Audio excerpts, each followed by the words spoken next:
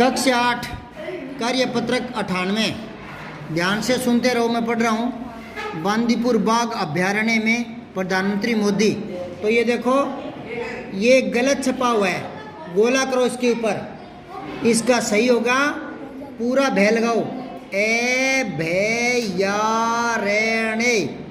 देखो ये कैसे बना है, अभय यानी भय रहित, ए भय तो भय रहित। तो यहाँ आधा भय कैसे हो जाएगा, होगा ही नहीं, आधा भय नहीं होगा, अभय होता है अभय। आगे है अरण्य, ए और ए आ बना है आ, तो अरण्य होता है जंगल वन। तो ए भय, जहाँ भय नहीं हो ऐसा जंगल, यानी कुछ निश्चित जो क्षेत्र होते हैं वन के, है ना, तो उनको क्या आरक्षित कर देते हैं। वहाँ पर शिकार करना वर्जित होता है, हर एक आदमी का जाना वर्जित होता है। वहाँ पर जंगली जानवर बिना भय के विचरण कर सकते हैं, भय रहित अभय। तो अरण्य जंगल, अभय अरण्य, अभय अरण्य, तो क्या हो जाएगा ये अभयारण्य, ठीक है ना। तो ये भय पूरा आएगा। आगे देखो, बाघ शेरों के संरक्षण के लिए पीएम ने लॉन्च किया बिग कैट्स अलायंस।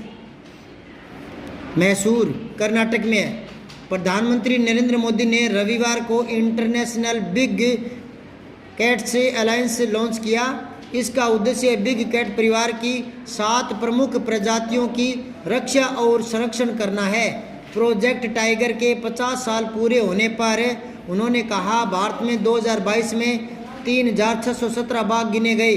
हम आज़ादी का अमृत महोत्सव मना रहे हैं। यह संयोग ही है कि दुनिया के कुल बाघों के 75% भारत में है। बाघ संरक्षित क्षेत्र 75,000 वर्ग किलोमीटर में फैला है और 10-12 साल में देश में बाघों की आबादी 75% बढ़ी है।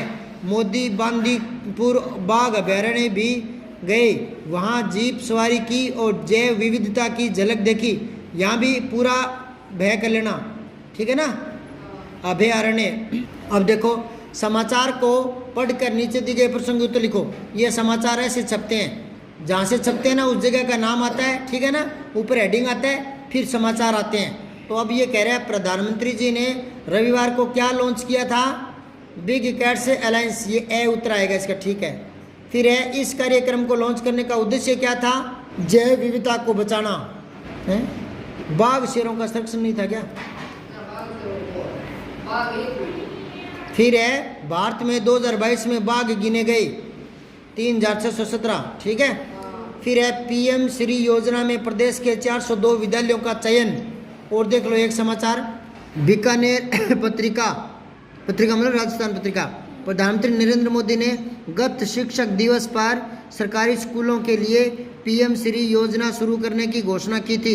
इस योजना में पूरे देश में 14,597 सरकारी विद्यालयों का चयन किया गया, जिसमें राजस्थान के 402 विद्यालय शामिल हैं। इन सभी स्कूलों में विद्यार्थियों के लिए अत्याधुनिक सुविधाएं जुटाई जाएंगी। देश के स्कूलों को मॉडल स्कूलों का दर्जा दिए जाने के लिए 27,360 करोड़ बजट भी स्वीकृत किया गया है।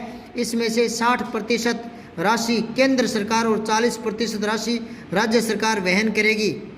प्रत्येक स्कूल में 2 से 2.5 करोड़ रुपए खर्च करने का प्रावधान है। इन स्कूलों को चयन करने के लिए नवंबर-दिसंबर में संस्था प्रधानों ने ऑनलाइन आवेदन किए थे। योजना के तहत 2027 तक स्कूलों को मॉडल स्कूल बनाया जाएगा, 27 तक। तो इसमें देखो, सीएम श्री योजना में राजस्थान के विद्यालयों का चयन हुआ कितना, 402। फिर इस योजना के तहत स्कूलों को बनाया जाएगा मॉडल स्कूल। अब आओ आगे, कार्यपत्रक 99। व्यवहारिक व्याकरण, मुहावरों लोकोक्तियों के अर्थ को समझते हुए प्रयोग कर पाएंगे आप। तो देखो, पहले मटकी के बाहर कुछ लोकोक्तियाँ या मुहावरे, है ना, लिखे हुए हैं, लोकोक्ति तथा मुहावरे। मटकी से उनके अर्थ निकाल करके सामने लिखने हैं। ये मुहावरे लोकोक्तियाँ पढ़े हैं, ठीक है ना, से निकालने हैं, ठीक है। तो देखो, ऊंची दुकान फीका पकवान, तो इसका अर्थ क्या होगा, दिखावा अधिक, दिखावा अधिक। ये आगे लिख दो, यहाँ से निकाल लो, इस मटकी से यहाँ लिख दो, दिखावा अधिक, ठीक है ना। ऊंची दुकान फीके पकवान, मतलब दुकान तो बहुत शानदार है और अंदर मिठाई है ही नहीं, फीकी पड़ी है। तो क्या मतलब निकला, दिखावा अधिक होना। फिर है चारों खाने चित्त होना, बुरी तरह से हार जाना। लिख लो, बुरी तरह से हार जाना। फिर है दुम दबाकर भागना, डर जाना। हेकड़ी दिखाना, अकड़ दिखाना, अकड़ दिखाना। जिसकी लाठी उसकी भैंस, अवसरवादी नहीं, शक्ति बलशाली की जीत होती है। लिख लो, शक्तिशाली की या बलशाली की, शक्तिशाली की ही जीत होती है। जिसकी लाठी उसकी भैंस, जिसके पास पावर है वही काम निकालता है अपना, है ना, उसी के हक में फैसले होते हैं। बेपैंदी का लोटा होना, अवसरवादी होना, ये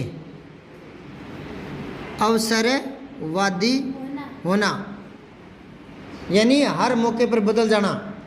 दूसरा प्रश्न देखो, दिए गए चित्र देखकर उनसे संबंधित मुहावरे लिखकर वाक्य में प्रयोग करने हैं। तो ये देखो, आंख का तारा, शिवम अपनी माँ की आंख का तारा है। अच्छा, चित्र देख के कह रहा है वो।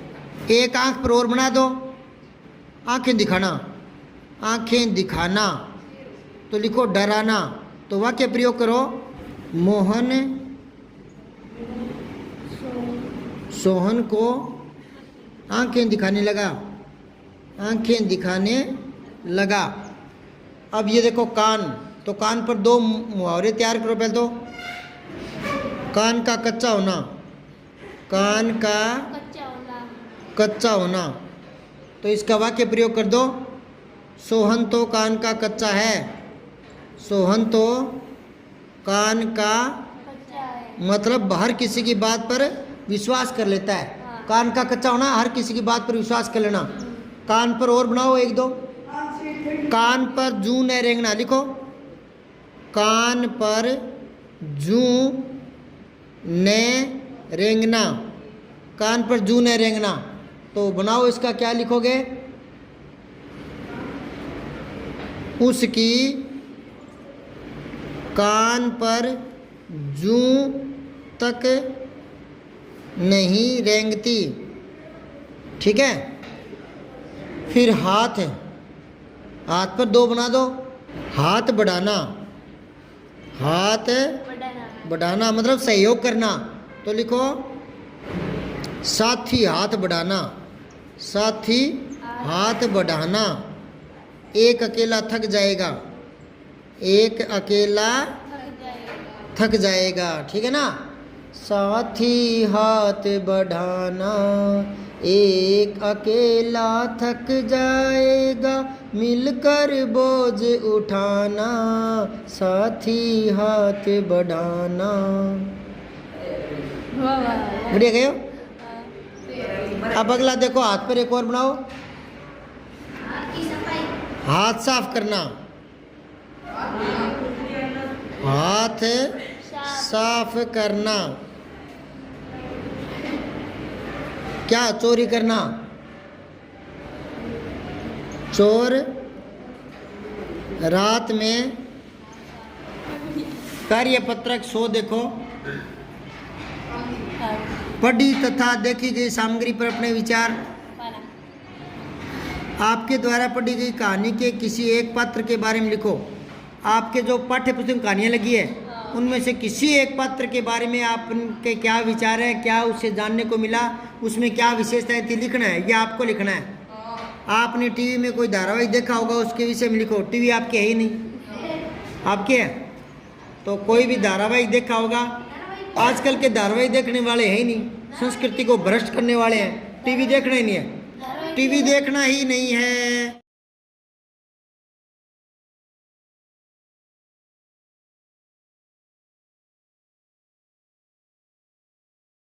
निम्नलिखित शब्दों का समास विग्रह करो। तो ये ना अलग अलग विपरीत अर्थ वाले होते हैं ना, तो इनमें द्वंद्व समास होता है, और आता है बीच में, पाप और पुण्य। क्या लिखोगे, पाप और पुण्य। फिर है नीलकंठ, लिखो नीला है कंठ जिसका, नीला है कंठ जिसका। ये बहुरी समास है, उसमें जिसका जिसके आते हैं अर्थ बाहर जाता है, यानी भगवान शिव। फिर है निम्नलिखित समास विग्रह का समस्त पद बनाओ। तो शक्ति के अनुसार लिखो, यथा शक्ति, अब अगर यथाशक्ति आ जाए और वो कहे समास विग्रह करो तो ये रहा शक्ति के अनुसार, ठीक है ना। ये समासिक पद है और ये समास विग्रह। समास विग्रह का मतलब है उसमें विभक्तियां लगाकर फिर वाक्य रूप में लिखना। मंत्रियों में प्रधान है जो महामंत्री, हाँ प्रधानमंत्री सही है, महामंत्री की बजाय प्रधानमंत्री लिखो, सही है। प्रधानमंत्री बिल्कुल सही बोला बच्चे ने, वेरी गुड। निम्नलिखित देशज और विदेशज शब्दों को पृथक करना है, अलग अलग करना है। तो ये शब्द है आपके पास अक्ल, मीटर, हवा, पेन, जन्म, गाड़ी, कैंची। तो देशज तो एक एक देखो शब्द तो अच्छा ये शब्द इसको यूँ करना था, कोमा लगा के इसने शामिल कर लिया। शामिल नहीं करना था, कोमा नहीं लगानी थी, यूँ करना था। तो अक्ल ये विदेशी है, ठीक है ना, लिख लो अक्ल, ठीक है। अब है मीटर, ये भी विदेशी है, ठीक है। फिर हवा, ये भी विदेशी है। फिर है पेन, ये भी विदेशी है। जन्म देशज में, ठीक है। फिर गाड़ी देशज, कैंची, फिर कैंची विदेशी है, ठीक है ना। अब आओ आगे करेंगे कल।